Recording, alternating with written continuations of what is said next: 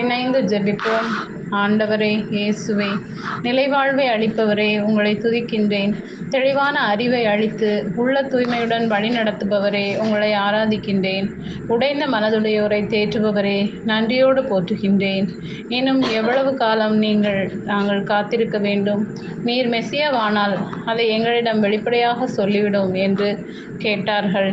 இயேசு மறுமொழியாக, நான் உங்களிடம் சொன்னேன், நீங்கள் தான் நம்பவில்லை. என் தந்தையின் பெயரால் நான் செய்யும் செயல்களே எனக்கு சான்றாக அமைகின்றன. ஆனால் நீங்கள் நம்பாமல் இருக்கின்றீர்கள் என்று இன்றைய இறைவார்த்தையில் வாசிக்கின்றேன்.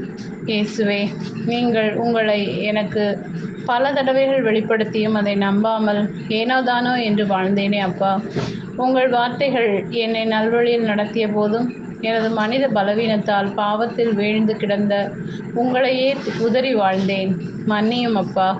உறுதியான உள்ளத்துடன் உங்களை என்றும் சார்ந்து வாழ என்னை ஜெப வாழ்வில் பலப்படுத்தும்.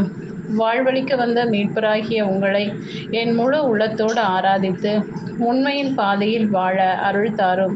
ஆண்டவரே இயேசுவே, ஆயனாக இருந்து நல் மந்தையாக வாழ என்னை அழைப்பவரே, உங்களை போற்றி வணங்குகின்றேன். உங்கள் மந்தையின் கூட்டத்தில் ஒருவனாக என்னையும் இணைத்து கொள்ளும்படியாக மன்றாடுகின்றேன்.